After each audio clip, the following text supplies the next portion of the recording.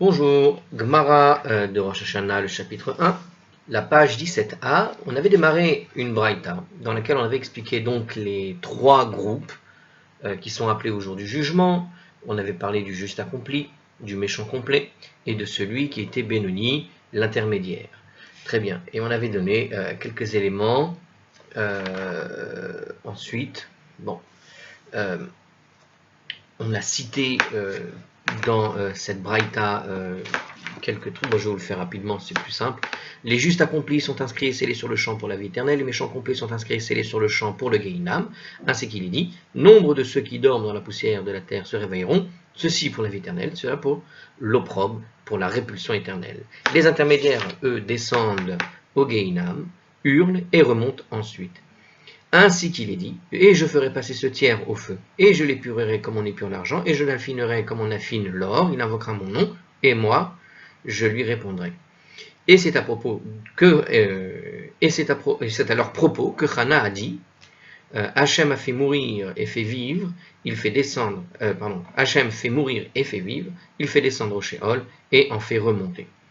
Beth Hillel disent, il est écrit quelque part, et plein de bonté, au sujet de Dieu, il y a écrit, et plein de bonté, donc c'est ce qu'on avait expliqué à la vidéo d'avant, qu'il fait pencher du côté de la bonté, c'est-à-dire que Dieu fait pencher la balance qui sert à soupeser qui est bien, qui est pas bien, ou plutôt combien de bien et combien de mauvais il y a, et il le fait pencher vers le côté de la bonté, il va chercher ce qui est bien, pour lui éviter de descendre au Gehinam, donc on répète, et c'est à leur propos que David a dit, j'aime quand Hachem écoute ma voix, et c'est à leur propos que David a dit tout le chapitre qui concernait donc ce psaume, qui était le psaume donc 116, et j'étais pauvre et il m'a secouru. Voilà, on vient de refaire en 2 minutes donc la braïta de la vidéo d'avant, et pourquoi je l'ai refait entièrement? Tout simplement parce qu'on va la poursuivre, on ne l'avait pas fini. Donc on avait expliqué avec les commentaires, etc., ce qu'on avait dit avant. On continue. Alors la braïta continue, elle ne se terminait pas là. C'est juste que maintenant, il va y avoir une partie qui est réservée à 2 catégories particulières d'individus extrêmement méchants. Nous dit l'Artzrol qui prévient avant la suite de la braïta. Alors on continue, donc qu'est-ce que dit la braïta? Pocheté Israël begoufan, les rebelles d'Israël dans leur corps. Ou poché, alors poché et pas pocheté. Je recommence. Poche'e Israël begoufan, les rebelles d'Israël dans leur corps, ou Poche'e umot haolam begoufan, et les rebelles des nations du monde dans leur corps. Descendent au Gehinam, yordim la Gehinam, venidunin ba shenemasar chodesh, et ils sont punis 12 mois. Lachar shenemasar chodesh, après 12 mois, goufan kale venishmatan misrefet, leur corps disparaît et leur âme est brûlée. Veruach Mefazartan tachat kapot raglet tzadikim, et un vent les disperse, c'est-à-dire leurs cendres, sous la plante des pieds des justes. Verasotem rechaim ki hiu efer tachat kapot raglechem. Sheneemar, pardon. Verasotem rechaim ki hiu efer tachat kapot raglem, comme il est écrit. Donc il y a un texte qui semble donner cette idée. Et vous foulerez les méchants, car ils seront réduits en cendres sous la plante de vos pieds. Aval haminin, vea masorot, vea apikorsim, mais les sectaires, les indicateurs et les apikorsim, alors on va devoir déterminer en fait ces 3, catégories. Il y a un commentaire là-dessus, ne vous inquiétez pas, on va tout expliquer. On va juste terminer la lecture simple. Chez Kafrou Batora, qui ont renié le caractère divin de la Torah, donc c'est le point commun de ces 3-là, Veshe Kafrou Bitriat Ameti, mais qui ont renié l'idée de la résurrection des morts. Veshe Fershu Midar Red Zibour, ceux qui se sont détachés des voix de la communauté. Peut-être que chacun de ces, de ces explications correspond finalement à ces 3 éléments. Veshe Natnu Chititam Be'eretz Chaim. Alors, ceux qui ont inspiré leur terreur dans la terre de vie. Veshechate'u ve'echitu et arabim, et ceux qui ont fauté et ont incité la multitude à fauter, qui gagnent Yeravam ben Nevat ve'chaverav, comme Yerovam ben Nevat et ses acolytes, Yoridin la Gehinam, venudinim bal doré, dorot, ils descendent au Gehinam et ils sont punis pour toute l'éternité, nous dit le texte. Comme quoi, moi je pensais que c'était toujours, comment dirais-je, provisoire, mais il y a quand même des textes qui nous disent qu'il y a une idée de punition éternelle. Hein. Alors, Veyatse ou verao befigre ha-anashim ha-posherim bi, comme il est écrit, parce qu'il y a un texte qui donne cette impression, et ils sortiront et verront des cadavres des gens qui se sont rebellés contre moi, etc., car leur putréfaction ne cessera pas, et leur feu, celui qui les consume, ne s'éteindra pas. Alors, on continue. Alors, je disais, j'avais l'impression que je donnais une définition des trois qu'on avait cités à un moment donné. En fait, apparemment, peut-être c'est c'est juste le complément, c'est-à-dire que ce sont d'autres. Il y a les trois qu'on a cités, puis quelques autres. Alors, on continue. Geinom kale vehen enam kalin. Le Geinom s'achèvera, mais eux ne disparaîtront pas. Alors, là, ici, il nous dit quand même que le Geinom s'achèvera, mais eux ne disparaîtront pas. Vetsuram levalot sheol, misevel lo. Il y a quelque chose entre parenthèses ici, ça veut dire que ce n'est pas les mêmes versions. Alors, qu'est-ce qu'il y a écrit? Ainsi qu'il est dit, et leur forme, c'est-à-dire l'âme, se perpétuera après le Sheol, donc après le Gehinam, le Sheol. Puisque le Sheol, on avait vu tout à l'heure que c'était, enfin dans une autre vidéo, que c'était le Gehinam. Vechol ma, vechol kach, lama. Et pourquoi tellement? Pourquoi sont-ils tellement punis, nous dit le petit commentateur rapide. Mipene shefashtu yedehem bizvul, parce qu'ils ont levé leurs mains contre la demeure, c'est-à-dire que leur faute a conduit à la destruction du temple. C'est-à-dire que c'est leur faute qui a amené la destruction du temple. Shneemar mizevul lo. C'est là. Alors mizevul lo ressemble à ce qui a été, moi j'ai dit mizevel lo, alors c'est mizevul lo. Ce terme en fait, c'est celui qui est entre parenthèses deux lignes plus au-dessus. Ça veut dire qu'il y a une discussion, mais en tout cas là il n'est pas entre parenthèses maintenant. Donc c'est la fin du verset en fait. Comme il est dit, à cause de sa demeure, ve'en zevul, ve'en zevul et la bet amigdash. Or, le terme zevul ne désigne rien d'autre que le temple. Donc zevul en fait n'a rien à voir avec l'idée de déchet, parce que zevel veut dire un déchet. Mais en réalité ici zevul, hein, une simple voyelle, change complètement le sens. C'est la demeure de Dieu, rien à voir. Très bien, mais c'est bizarre d'ailleurs que ce terme soit utilisé pour définir parce que c'est quand même comme ça qu'on écrit aussi le déchet, donc c'est étrange. Étrange d'utiliser le même terme. Il y a un autre terme comme ça qui a cette bizarrerie, vous savez, il y a le mot kadosh, kadesh, la racine kuf dalet shin. Je vous propose, c'est une question que je pose, hein, une réponse serait intéressante si quelqu'un connaît. Que, a priori, le mot kadosh, hein, ça veut dire saint, la sainteté, hein, bet amikdash, on a la même racine, et une kedesha pourtant, c'est-à-dire que ça sonne une sainte, mais en fait, ça se traduit prostituée, c'est-à-dire que c'est écrit quasiment pareil que kedusha, hein, si on enlève le va, kedesha, une simple voyelle change complètement le sens, on part d'une notion de sainteté à la prostitution. Et ici, pareil, le mot kimizevullo, qui désigne en fait le temple, c'est une façon de désigner, pardon, une petite mouche qui me gêne, c'est une façon de désigner le temple. Et bien ici, pareil, ce mot, c'est une racine qui désigne en général tout ce qui est les poubelles, quoi. Et là, eh ben non, pas du tout. Une voyelle change complètement le sens et ça devient la demeure, une demeure. Et en particulier la demeure du temple, puisqu'apparemment on a utilisé ce terme, cette façon de l'écrire, que pour le temple, nous dit la Braïta. Alors, chez Nehemar, ainsi qu'il est dit, donc, alors qu'est-ce qu'on disait justement? Donc, Zévoul qui désigne rien d'autre que le temple, et ainsi qu'il est dit dans la prière du roi Salomon qui a adressé à Dieu à l'occasion de l'achèvement du temple. Donc ça c'est un petit commentaire. Quand le roi Salomon a fait une prière à la fin de la construction du temple, il a dit exactement ce terme. Va'alehem amru bano baniti beit zevul lach. Il a dit comme ça, donc, je t'ai certes édifié une maison de Zévoul, va'alehem amra Chana, et c'est à leur sujet que Chana donc a dit aussi, Hachem yechatu merivav, Hachem, que ses opposants soient fracassés. Alors évidemment,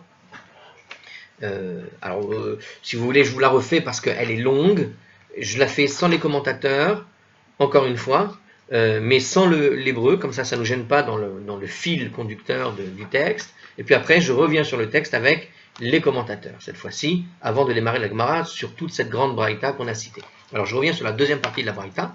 D'accord? Donc les rebelles d'Israël dans leur corps et les rebelles des nations dans le monde du monde et les rebelles des nations du monde dans leur corps descendent de Guéhinam et ils sont punis 12 mois. Après 12 mois, leur corps disparaît et leur âme est brûlée et un vent les disperse sous la plante des pieds des justes. Comme il est dit, ainsi qu'il est dit donc, si et vous foulerez les méchants car ils seront réduits en cendres sous la plante de vos pieds. Point.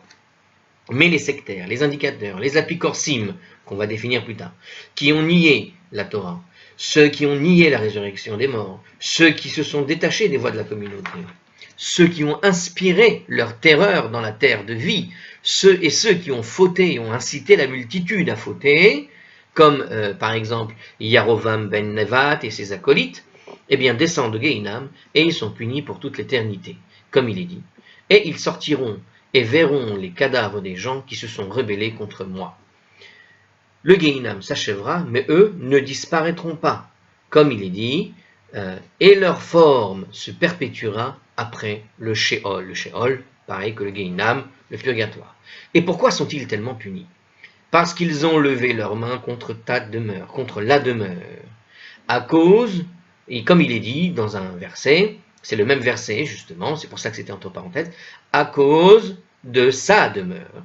D'accord? C'est écrit à la fin du verset. Donc ils sont punis parce qu'ils ont levé les mains contre la demeure, mais en fait c'est écrit contre à cause de la demeure, de sa demeure, c'est-à-dire celle de Dieu.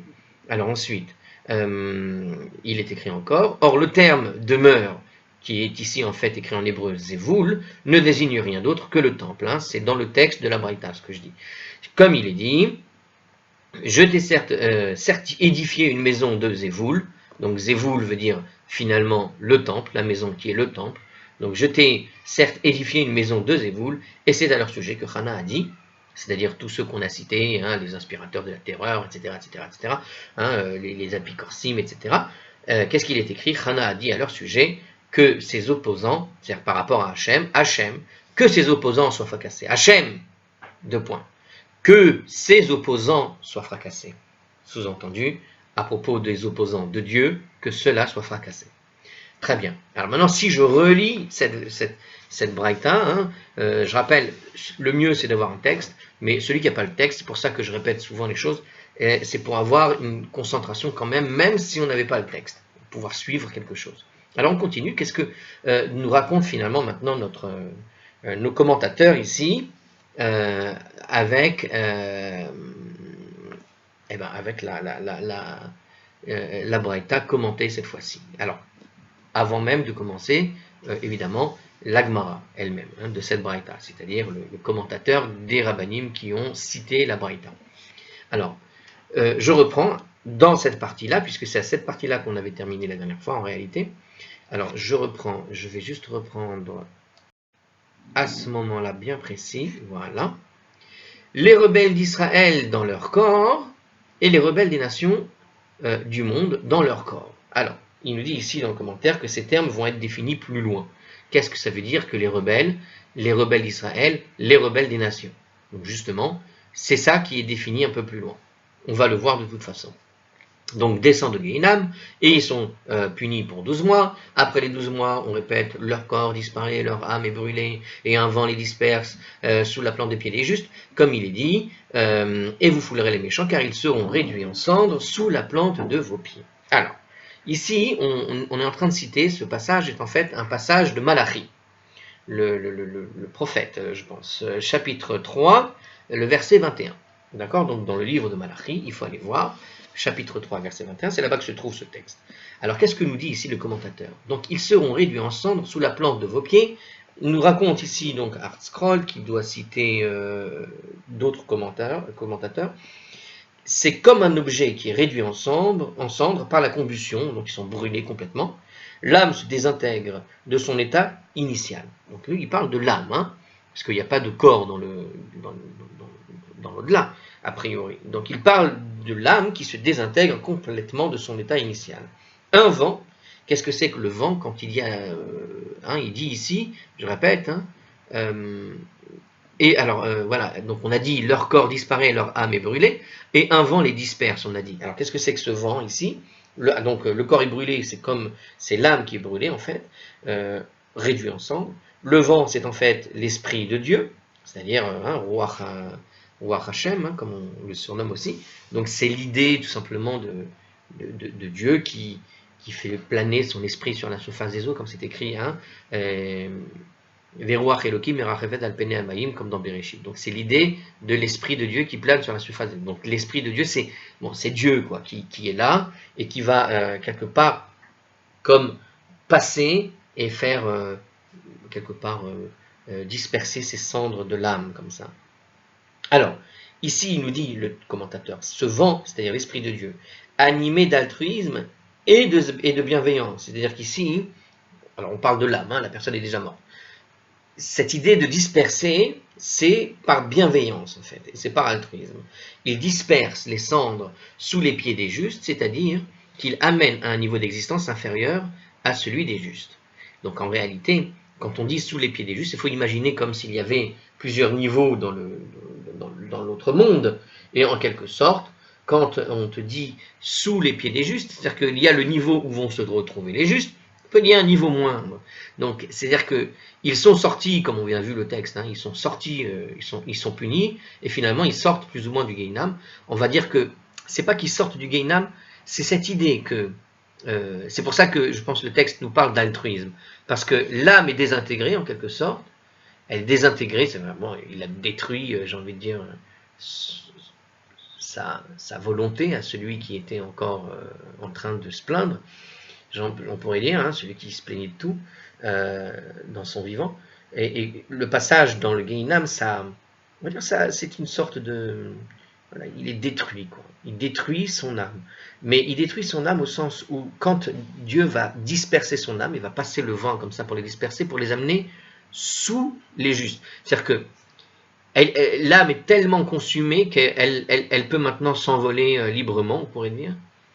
Et ils vont aller dans un niveau inférieur à celui des justes, tout simplement. C'est-à-dire, c'est ça sous les pieds. C'est pas que ils vont être écrasés par les justes, mais ils vont se retrouver dans un niveau qui n'est pas celui des justes, c'est-à-dire en dessous, dans un niveau.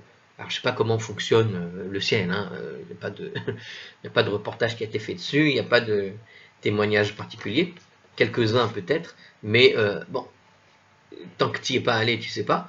On peut dire, voilà, en tout cas ici il nous décrit la chose comme ça, c'est-à-dire il faut imaginer une sorte de bulle au-dessus, où se trouvent les justes, et une bulle en dessous, où va se trouver finalement les âmes qui sont sorties du Gehinam, et qui vont être, parce qu'elles ont été complètement consumées, elles vont pouvoir être emportées par le vent de Dieu, en quelque sorte, d'accord, par l'Esprit de Dieu, pour les amener à ce niveau-là, mais pas le niveau des justes, parce qu'elles ne peuvent pas entrer dans cette catégorie, leur âme a été tellement détruite, qu'elles se rapprochent de ce niveau-là, et elles restent en dessous, dans la sphère, on pourrait dire, en dessous de celui des justes, si on devait faire une imagerie de la chose.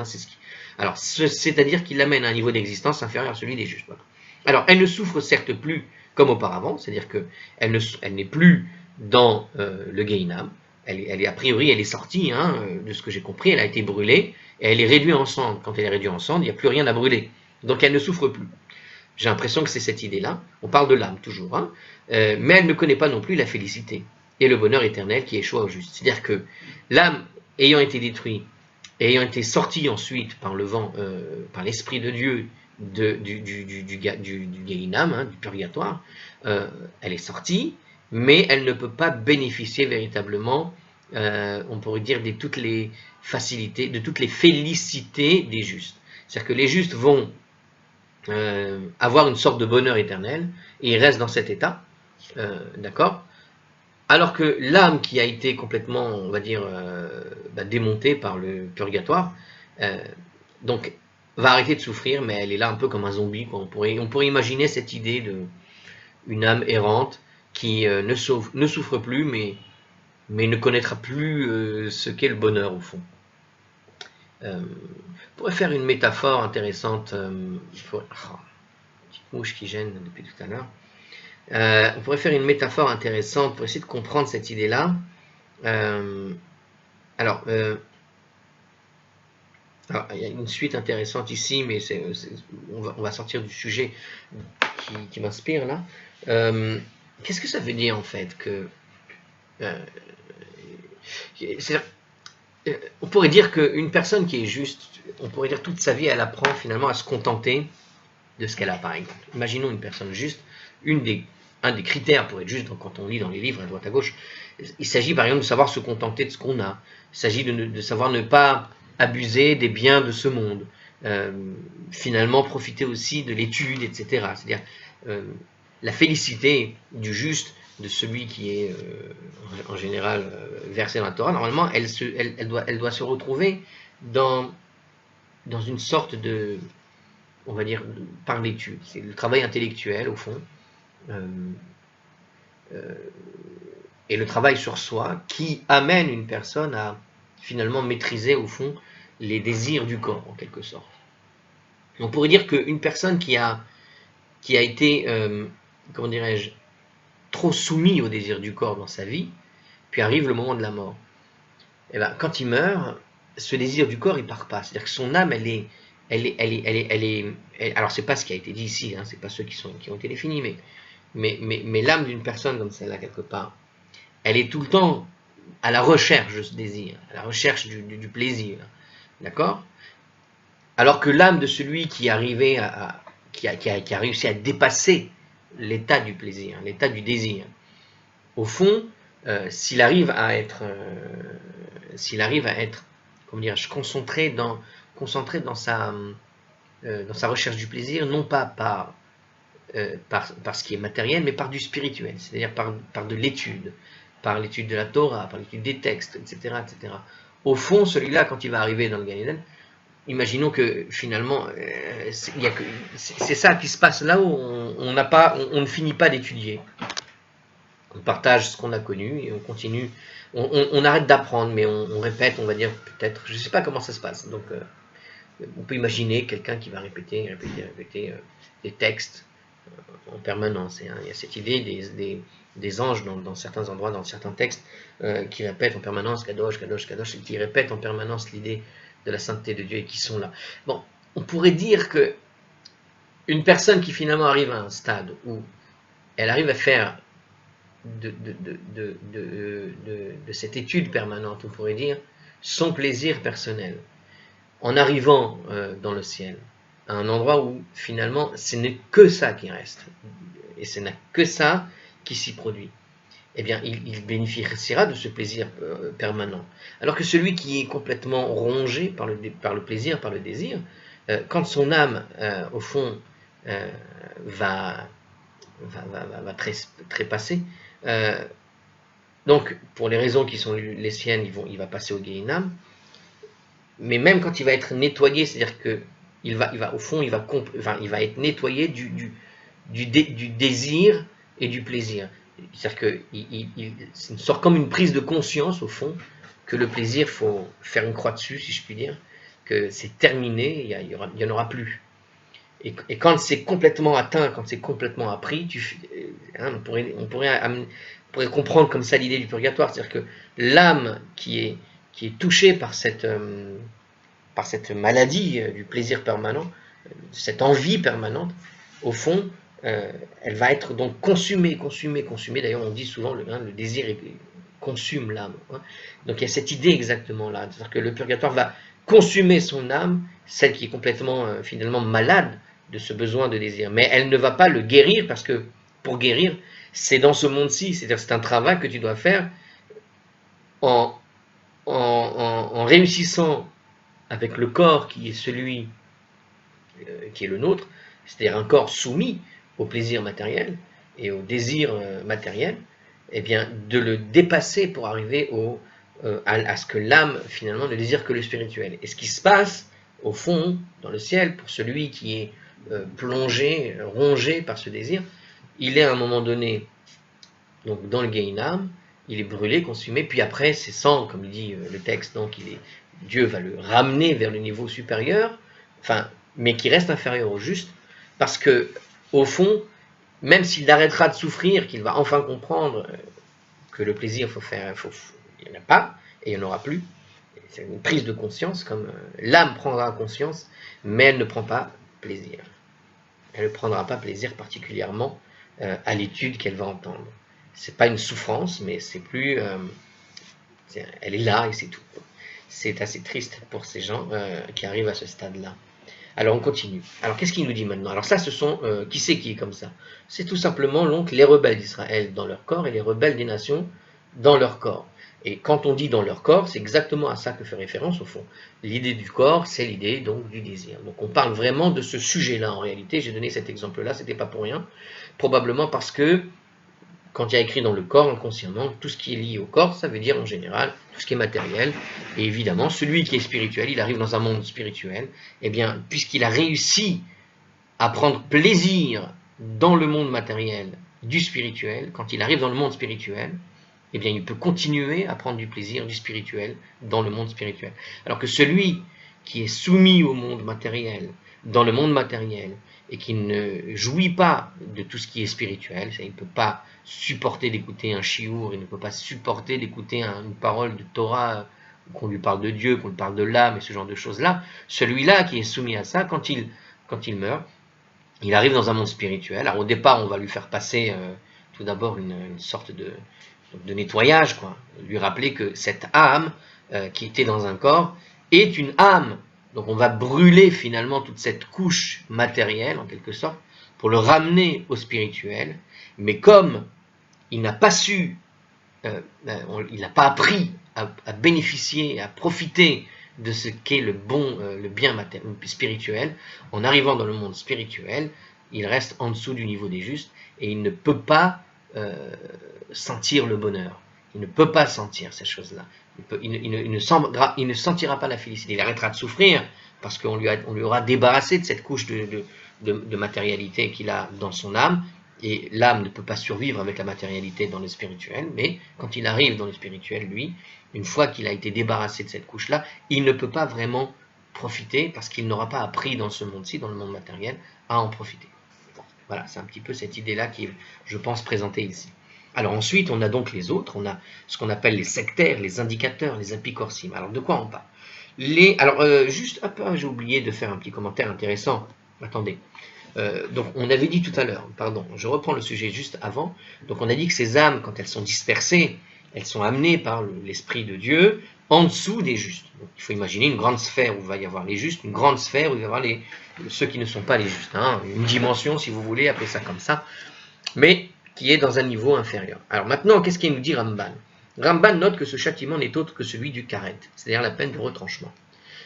Car bien que n'ayant pas forcément enfreint une interdiction passible de la peine de karet, du point de vue de la Torah, ces rebelles d'Israël dans leur corps, catégorie dont nous verrons plus loin dans la Gemara la définition et les délits, donc en fait, je vous ai donné une version très personnelle, en avance, je ne sais absolument pas si ça va correspondre, mais sachez-le, on va en parler après, dans la Gemara elle-même. C'est une version perso, prenez-la si vous la voulez, jetez-la si vous la voulez, c'est pas grave. En tout cas, l'idée, c'est bien d'y réfléchir avant d'étudier le sujet dans les détails, avoir une idée de comment on se situe. Alors, je répète, donc bien que n'ayant pas forcément enfreint une interdiction qui était passible de la peine de karet, le karet, c'est donc le retranchement, du point de vue de la Torah, ces rebelles d'Israël dans leur corps n'en sont pas moins voués au même sort que les coupables d'une telle transgression. Donc voilà. Bon, il n'y avait rien de particulier.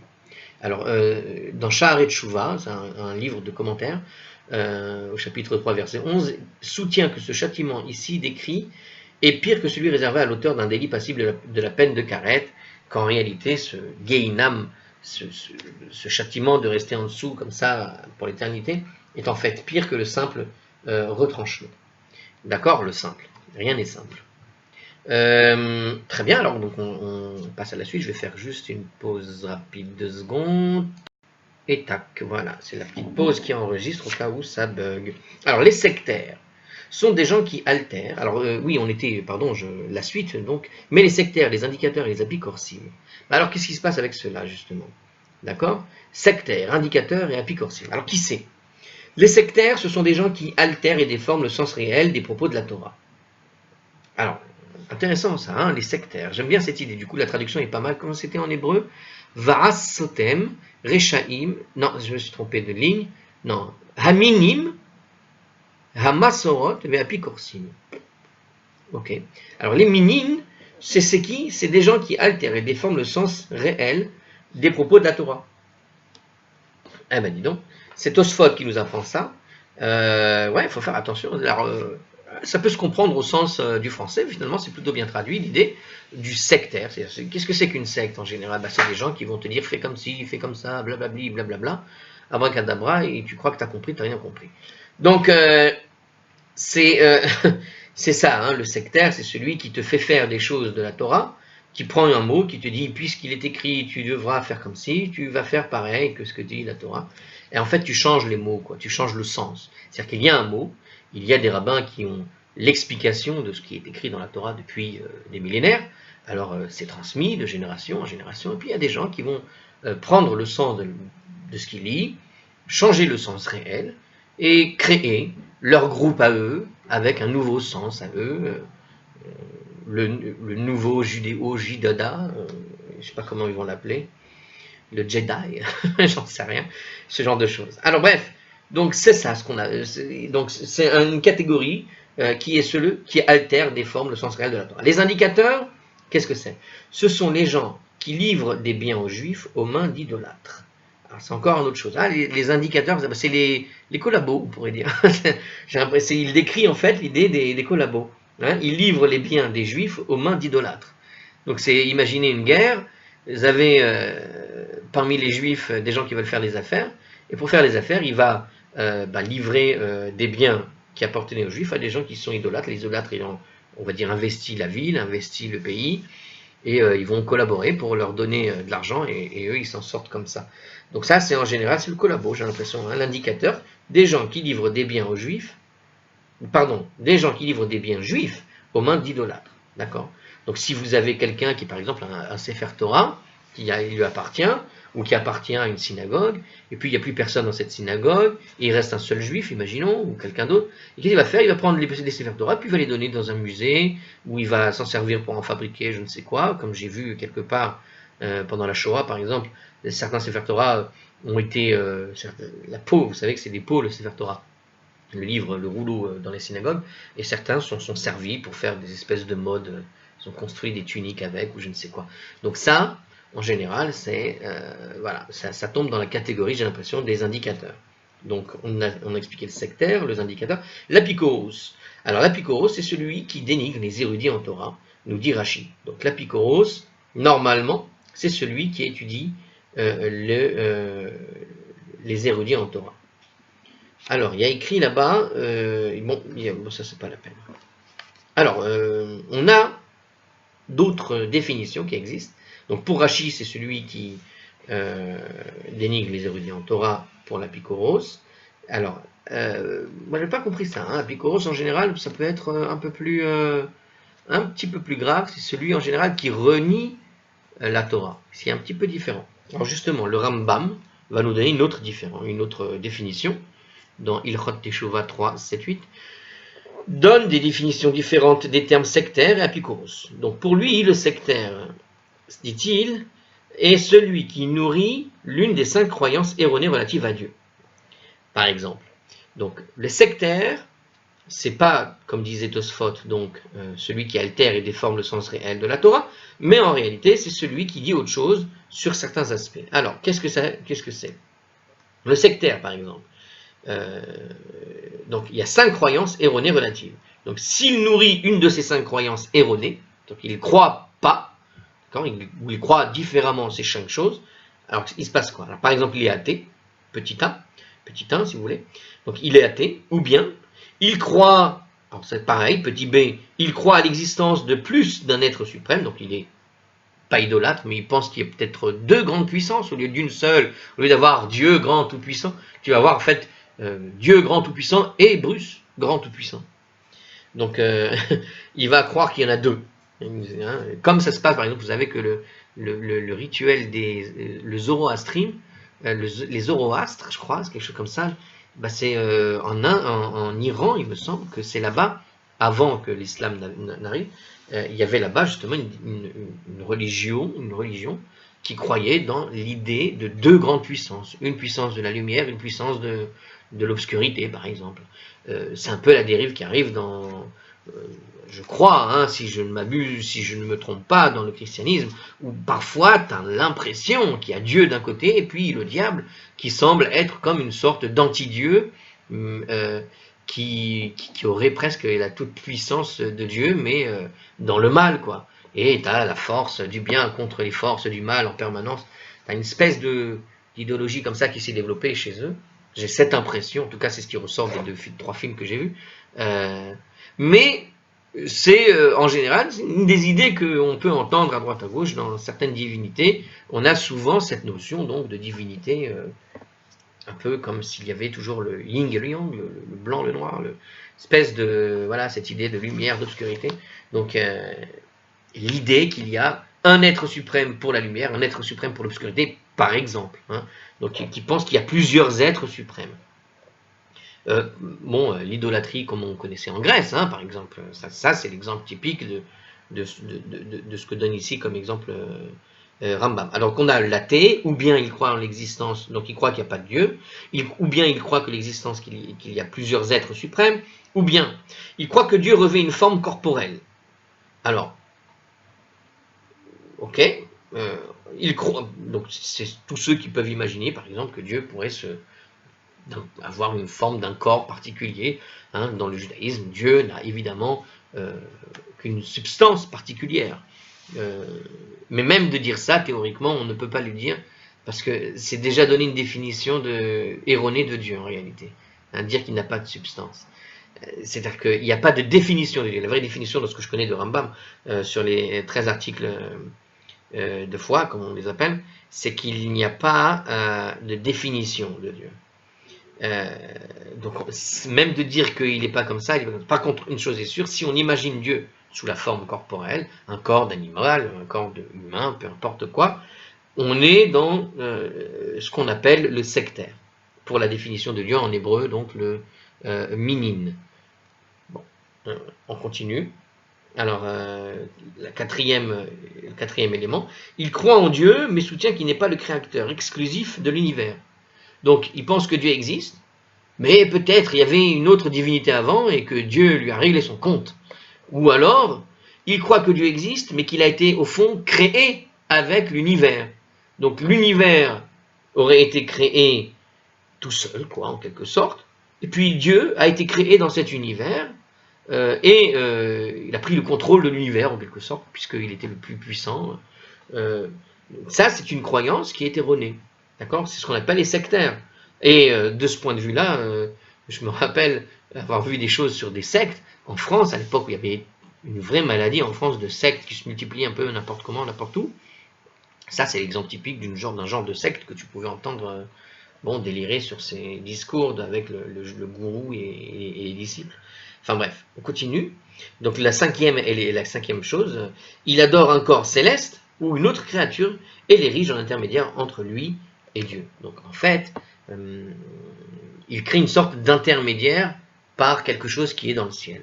C'est ce que tu peux voir quand tu vois des gens qui sont un peu fans, un peu trop de l'astrologie ou par je sais pas, le groupe d'étoiles. C'est comme s'il parlait au groupe d'étoiles et puis Dieu va en quelque sorte intercéder avec ce groupe d'étoiles. Enfin, donc c'est pas qu'il croit pas en Dieu, c'est qu'il croit dans une sorte d'intermédiaire et il va se mettre à adorer cet intermédiaire. Et comme une sorte d'intermédiaire entre lui et Dieu. Alors ça, tu vois, par exemple, c'est exactement ce qui s'était passé à l'époque avec le veau d'or. Le veau d'or, c'était pas simplement de l'idolâtrie. Le veau d'or, le problème principal du veau d'or, c'était qu'ils avaient placé un veau d'or, donc, à la place de Moïse. Moïse était un prophète, et il le percevait comme une sorte d'intermédiaire, en fait. Et donc, ça témoignait d'une sorte de mauvaise interprétation de ce qui se passait. C'est-à-dire que Moïse n'est qu'un être humain, comme les autres. Alors, attention, il a été choisi par Dieu pour transmettre les informations, mais il est humain absolument comme tout le monde. Et ce qui s'est passé, c'est que quand ils ont fait le veau d'or, ils ont voulu remplacer Moïse, parce que Moïse ne revenait pas, on connaît l'histoire, et donc ils ont voulu remplacer Moïse. Mais ça a témoigné de quoi ? Ça a témoigné d'une erreur, de conception de Dieu. C'est-à-dire qu'ils ont fabriqué quelque chose pour remplacer l'intermédiaire. pour remplacer le prophète. Donc il voyait Dieu comme une sorte, comment dirais-je, de manifestation de Dieu qui permettait d'avoir une sorte d'intermédiaire. Dans le judaïsme, il n'y a pas d'intermédiaire. Celui qui veut prier à Dieu, il suffit qu'il parle, et il parle. Alors, par contre, si jamais tu vas te mettre devant un objet, devant un corps céleste, hein, tu vas parler au soleil, et tu vas dire, soleil, demande à Dieu ceci, demande à Dieu cela, là on est dans le sectaire, quoi, voilà, hein, secte d'Aoum, il y a une secte comme ça qui était connue. C'était quoi la secte des inconnus, je me rappelle. Bon, Made in Taiwan, Made in Taiwan, c'était pas mal. Alors, autre personnalité problématique, d'accord, que nous donne ici. Alors, attendez, j'ai pas fini. Donc là, on a donné juste l'explication pour Rambam de ce qu'est le sectaire. Alors, on va voir maintenant l'explication de ce qu'est l'apikoros. Donc, pour Rashi, on avait vu que l'apikoros, c'est celui qui dénigre les érudits. Alors maintenant, qu'est-ce que c'est qu'un apikoros? Pour Rambam, il souscrit à une des trois thèses suivantes. Donc on a trois thèses qui existent. Si tu es d'accord avec une de ces thèses, tu fais partie des apikoros. Qu'est-ce que c'est que l'apikoros? Il nie en bloc la notion de prophétie, affirmant que Dieu ne communique pas avec les hommes. Grosse erreur. Si vous dormez bien, vous mangez comme il faut, normalement vous pouvez voir des choses. Ensuite, ce qui ne veut pas, attention, il ne faut pas interpréter tous les rêves n'importe comment. C'est dangereux ce que je dis des fois, je crois. Attention, attention. Donc non, la prophétie existe. Après, tout le monde n'est pas capable de comprendre ce que te raconte Dieu. Dans le domaine de la prophétie, pourquoi je vous dis ça? Je vous dis ça parce qu'il me semble, par une certaine connaissance que j'ai lue ici ou là, que Dieu, en fait, transmet une prophétie. Alors parfois, il transmet ce qu'on appelle les bat-kol, par exemple. Il transmet des prophéties. Et en fait, c'est pas tant c'est pas tant, comment dire, qu'il n'y a pas de prophète. C'est pas tant qu'il n'a pas envie de parler à tout le monde, en fait. Quand il envoie une prophétie, elle est destinée à tous. Mais il n'y a qu'une petite poignée, par exemple avec Moïse, il n'y avait que Moïse qui arrivait à l'entendre. Il y a un passage comme ça qui donne cette impression avec l'histoire de Myriam, quand Myriam a dit du mal de Moshe. Myriam, quelque part, a été grondée par Dieu. Bon, elle a eu une lèpre, et ils ont attendu 7 jours jusqu'à ce qu'elle guérisse une lèpre à cause du Lachon Hara qu'elle avait fait. Mais il y a un passage qui est intéressant parce que, à un moment donné, Dieu semble dire à Aaron et à Myriam que Dieu parle, mais vous ne l'entendez pas. C'est Moshe qui entend. C'est pas pour dire, moi, ce que j'ai ressenti, c'est, alors peut-être c'est une erreur, mais en tout cas, ça correspond à la définition, quoi qu'il arrive, hein, c'est pas apikoros, ça. C'est qu'en fait, Dieu parle, c'est juste que quand il parle, le seul qui arrive à entendre, c'est Moshe. C'est pas que les autres peuvent pas, plutôt si, c'est exactement ça. Les autres ne peuvent pas entendre. C'est pas que c'est Dieu qui ne leur parle pas, c'est que c'est eux qui, quand Dieu leur parle, ils n'entendent rien. Ils ne voient pas. Ils ne savent pas comment faire. Il y avait dans la Torah, à l'époque des rois, il y avait énormément de prophètes. Il n'y avait pas 2-3 prophètes. Hein. Il n'y a pas que la liste des prophètes que vous connaissez de la Bible. Vous voyez par exemple à un moment donné, dans une des batailles qu'il y a eu étrange, spirituelle, avec Élie le prophète Élie, le fameux prophète. Il y a eu une bataille sur le mont Carmel, je crois, où se regardaient en face l'un l'autre, le prophète Élie devant 1000 autres prophètes. Je crois que c'était 1000 ou une centaine ou 1000. Mais 1000 prophètes. Donc il y a eu une bataille entre un prophète contre 1000 prophètes. Ça veut dire que tout le monde pouvait entendre la parole divine. Par contre, ça s'apprend. Après, tout le monde n'interprète pas comme il faut la parole divine. C'est pour ça que tu as un prophète qui entend très bien ce que dit Dieu et qui traduit comme il faut ce qu'il lui dit. Puis tu en as 1000 qui entendent ce que dit Dieu pareil, en fait, mais qui traduisent de travers. Donc, voilà, la prophétie, c'est très intéressant. Alors après, il y a des gens qui ne croient pas à la prophétie. Dieu ne communique pas. Bah, je peux vous garantir, en tout cas, que des fois, on peut faire... il y a des gens, même dans le monde non juif, qui font des rêves prémonitoires, qui font des trucs bizarres. Ça existe. Ça existe. Ça existe, c'est une forme prophétique, je pense, hein, puisque dans les définitions de la prophétie, une des formes, c'est par le rêve. L'histoire de Bilham est un rachat, c'est un méchant, c'est un mauvais. Il a été appelé par Balak pour faire des prophéties contre le peuple juif. Et voilà que celui-là, bah, il sait comment faire pour écouter la parole divine. Il sait quoi faire.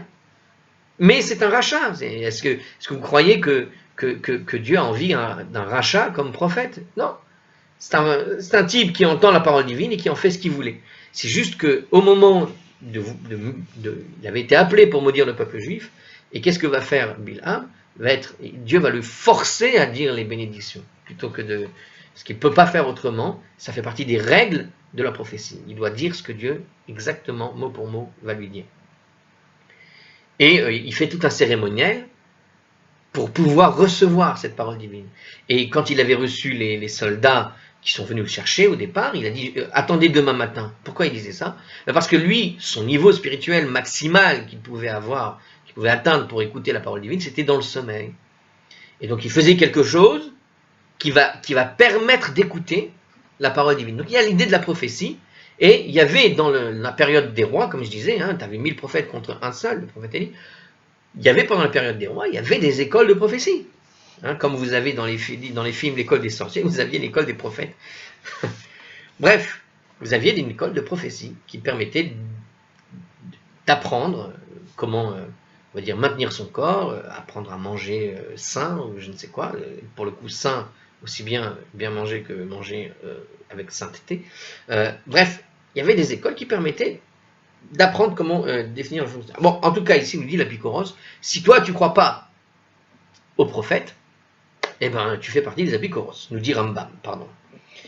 Ensuite, qu'est-ce qu'il nous dit encore? Il nie l'authenticité de la prophétie de Moshe. Donc, alors là, carrément, donc, il dit, il n'y a pas de prophétie dans le monde, l'un va avec l'autre, Moïse n'est pas un vrai prophète. C'est une, comment on appelle ça? C'est une fable. Ceux qui disent ça, c'est les Apikoros. Ou bien il dit encore, c'est un des trois, troisième chose qu'il pourrait dire, il croit que Dieu ignore les actions des hommes. Il s'imagine que Dieu est quelque part dans un coin de l'univers et il ne sait absolument pas ce qui se passe sur Terre. Non, Dieu il sait tout ce qui se passe sur Terre, il gère ce qui se passe sur Terre. En fait, ce qu'on vient de définir là, 5, 6, 7, 8, on a défini 8 des 13 articles de foi, en fait. C'est-à-dire qu'en réalité, dans les définitions de ce qu'est un sectaire ou ce qu'est un apikoros, au fond, on vient de définir quelque part les articles, les 13 articles de foi. On en a fait 8 sur les 13. Je crois, il me semble. Ça me semble ring a bell. Bon, on va vous dire à la prochaine, ça fait beaucoup de temps pour une seule vidéo. À la prochaine, on fera la suite une autre fois.